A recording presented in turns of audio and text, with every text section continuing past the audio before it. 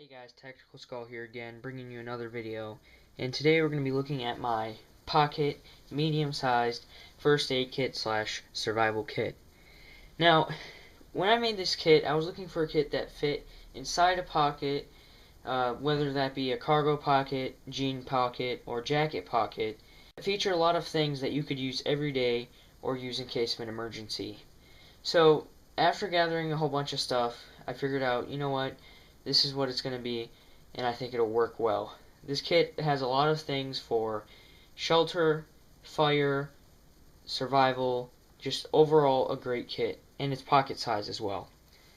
Now, as you can see in front of you, there's a nylon American Red Cross first aid kit. Now, this little bag is nylon, it's not really ripstop or anything. I just put the kit in here because this also featured a small first aid kit, and they both fit together pretty well. So how to get into this is you unzip it. It does have this little buckle here, you can attach it to things. And the first thing off the top is the American Red Cross first aid kit. It did not come in this plastic bag that's resealable. It just came into a plastic sort of saran wrap covering, and it featured a lot of things. You can see here there's triple antibiotic, big band-aids, some Blistex. There is a pocket guide to the first aid kit, cotton swabs, alcohol prep pads, this medical tape, and gauze. I mean, you just had a lot of great stuff in here. But that's not the main thing. The main thing is the actual medium-sized pocket kit that is right here. And as you can see, there's another Red Cross on there. It's just a piece of paper. So to get in this kit, you unzip it, and the first thing off the top is a pencil. Just a regular pencil. I mean, you know, you don't really need a pen. A Fisher Space pen would work for this, but you know, just in case, I just threw in a pencil because I can write anywhere, anytime, anyway. Another thing, I have these 15 2-ply tissues. This just unfolds in the middle, and you get access to the tissues. In an everyday use scenario, you might actually need these, so I just threw them in there. Survivability wise, I mean, it's good for hygiene, kindling, you know, just for fire starting. I mean, it's not bad to have tissues anyway. The next thing in here is actually these non-woven sterile pads for first aid application, getting rid of any blood that's in the way. Just cleaning up the skin for any procedures that need to be done. Another thing that's in here is this cut straw. It is with the flexible end and the ones that you can stretch out, and that's for drinking water from any rivers or any water that you've boiled and sterilized, and you just can't use cup or something. You can use a straw. After that, I have these two benzalkonium chloride antiseptic towelettes. Again, just for sterilizing a wound or just cleaning up your hands if you need to, if you're using this as an everyday kit. There's two of those in there. Also have these safety pins with a paper clip or a MacGyver tool at the end. Again, sewing, you know, if in a real serious case scenario, if you have a really bad cut, I guess you can use the safety pins to suture it together.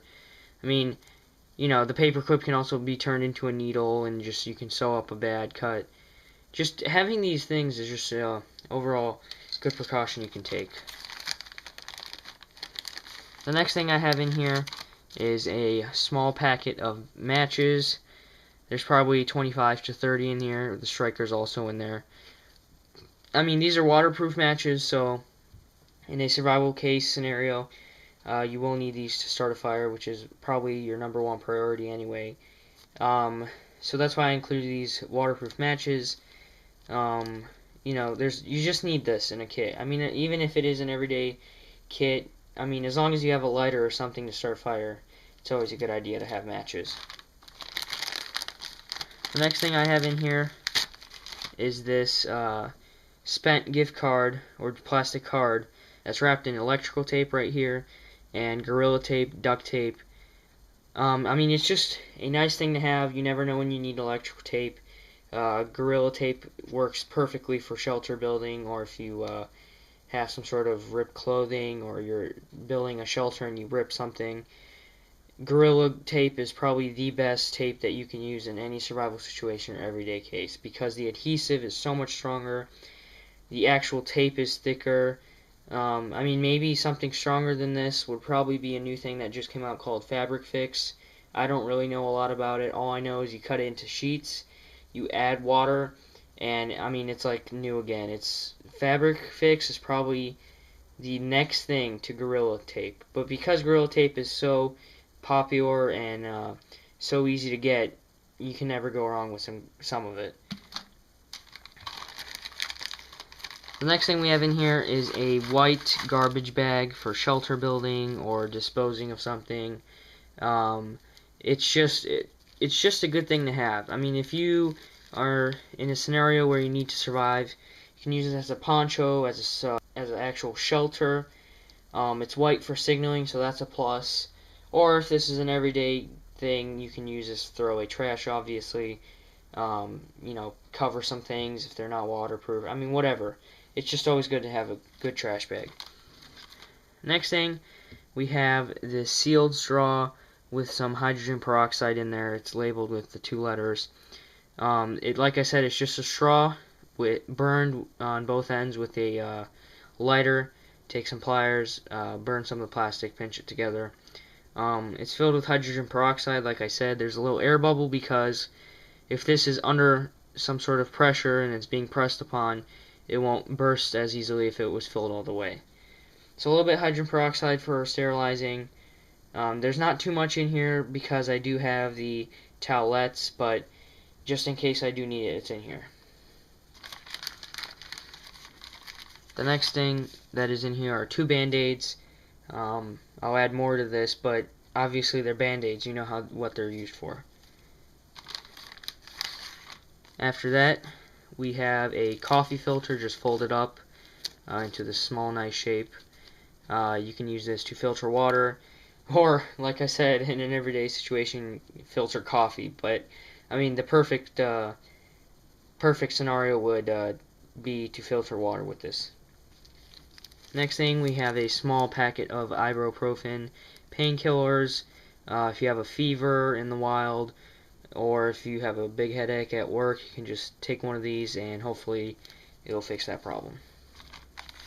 I do have another straw in here with mouthwash. If you are going to use this as an everyday kit, having a little bit of mouthwash, I mean, this isn't even that much, but having a little bit just to freshen up your breath or whatever, not a bad idea. I don't know how you would use this in a survival situation. I mean, maybe just cleaning your teeth for hygiene if it's really that bad. But yeah, another sealed straw with a little bit of mouthwash. And then finally, there are 3 separate pieces of paper in here. This is just a regular white piece of paper with the red cross on there. You can use this for fire starting. If you have some sort of lens, you could possibly use the sun to start a fire. After that, you have these 2 Right in the Rain pieces of notebook paper that I've just folded in half, and you can use that for writing with the pencil, writing down notes. If you have a search party after you can write down directions for where you are. I mean, you know, paper and pencil might just save your life, so it's always a good idea to include that in there. And finally, there's obviously this bag. You know, you can carry water in this, carry all the supplies, obviously. I mean, it's just not a bad thing to have. This kit is pretty good. I mean, especially for the size that it is, it does have a lot of features that you can use, whether that's everyday or in a survival situation. Having the small kit in your pocket, you might forget about it because it's barely noticeable, but I mean, when you need it, you know it's there. So that was my pocket medium-sized survival/first aid kit. I hope you enjoyed, and thanks for watching.